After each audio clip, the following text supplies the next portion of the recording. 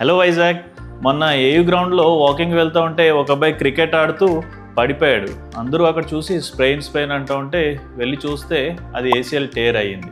ACL అంటే మోకాల్లో ఉండే ఒక లిగమెంట్. అది మోకాల్ని స్టేబుల్గా ఉండేలాగా హెల్ప్ చేస్తుంది. రన్ చేసినప్పుడు, స్పోర్ట్ ఆడినప్పుడు, బైక్ మించి పడిపోతే ఇలాంటి ఏమైనా జరిగినప్పుడు తెగిపోయే అవకాశం ఉంటుంది. దీన్ని ఏసీఎల్ టేర్ అంటాం. ఇది తెగినప్పుడు పాప్ సౌండ్ లా వస్తుంది. లేకపోతే కాలు బెనికినట్టు, వదిలేసినట్టు, నడిచేటప్పుడు అన్స్టేబుల్గా ఉన్నట్టు, కాన్ఫిడెన్స్ లేనట్టుగా అనిపిస్తుంది. ఇలా ఏసీఎల్ తెగిపోయిన వాళ్ళకి మేము ఆర్థ్రోస్కోపిక్ ఏసీఎల్ రీకన్స్ట్రక్షన్ అనే సర్జరీ చేస్తాం.